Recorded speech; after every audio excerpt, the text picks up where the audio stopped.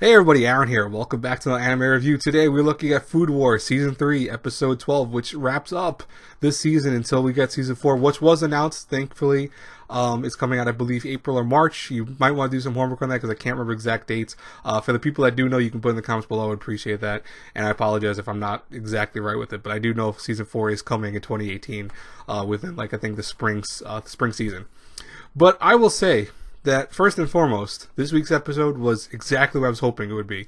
And I was surprised that Soma did technically lose, yes. But at the same token, his loss wasn't something like a huge thing of him losing. He wasn't not even close to the first seat when he fought him. As Erina said, both their meals were really good. She was surprised by that. But the thing was, the first seat just came out on top. Now, you would think, oh, okay, so that means that he's going to have to go to Central. We're going to have a whole different story switch to it. No, the one thing that I kind of figured might happen was that we had the first seat saying, you know what, I don't want him to come with me to Central. I'm going to let you off the hook with that. And, Soma got kind of pissed off. He goes, no, I'm going to come with you because you said that. But he goes, he realized that Soma's way of cooking is that he always wants to propel himself forward. He always wants to learn new ways of doing things. He wants to make his meals better and stronger and just taste even greater than they were before. But doing that would kind of put him in a hindrance because the fact that, the first he wants to already do everything by his own kind of style. So he feels like Soma's way of being would too much clash with them. So it was understandable that reaction is what we got for the last part of that. But what I liked was Soma wasn't really disheartened from losing against the first seed. More so, he realized he can actually stand very close to him. They showed the mountain, and he says that it's not a huge mountain that he has to climb to get better than the first seed. He actually can be right there. He's not too far from it. So I thought that was kind of cool. I mean, it's a nice way of ending it. It wasn't too stupid. It wasn't like underdeveloped. It actually felt not rushed, surprisingly, because the last couple episodes kind of felt a little rushed.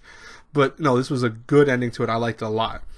In terms of everything, though, and I'll talk a bit more about that later, but I actually liked Season 3 a lot better than Season 2. I think that as a whole, it was considerably better because we got more of a story. It felt less like, oh, hey, it's going to win this week, and even more so, it just felt like classic Food Wars, so I was happy about that. But I did love the ending of this week's episode, which I want to talk about real fast before I talk about the whole series, or, well, the whole season, I should say.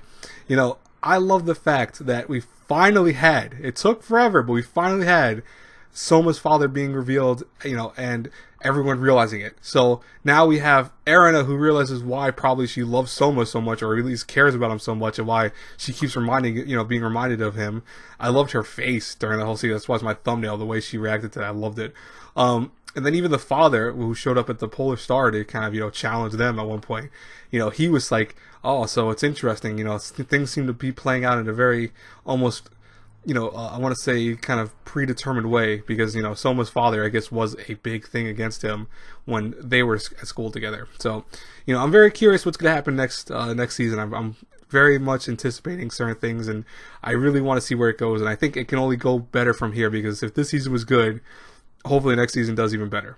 Anyways, as a whole thing though, Season 3, like I said, was a lot better than Season 2, in my opinion. Not as good as Season 1, mind you. I'm not going to give it like a or anything like that, but if I had to review Food Wars Season 3 between A through F, I'm going to give it a solid B+. I actually really enjoyed it. I thought that maybe there's one or two episodes that I really didn't care about, but even the ones that I didn't care about were still a lot better than last season. And, realistically, it was just enjoyable. It felt like the original Food Wars, which I really was one thing that I think always kept me interested in it.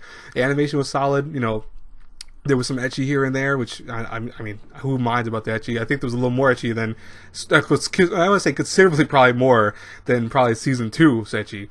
But, I loved how they used it. I loved the foods they cooked this season. I think everything just worked out a lot better. So that's why I give it a B+, and I feel like that's a fair score, even though it might be a little high. Realistically, it might be a little high, but for me, I think it works out.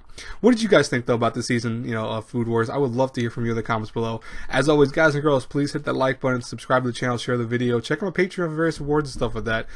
In terms of bloopers, by the way, that's one thing I wanted to talk about last video, but I didn't do it. I'm going to have an update about that because I haven't done bloopers in a couple months, and I feel kind of bad about that, but I'll explain why I haven't and, the things about them. So I'll talk to you guys later, though. Hopefully you enjoy this review. As always, until I pass across again in the next review, see you guys later. Have a good one, everyone.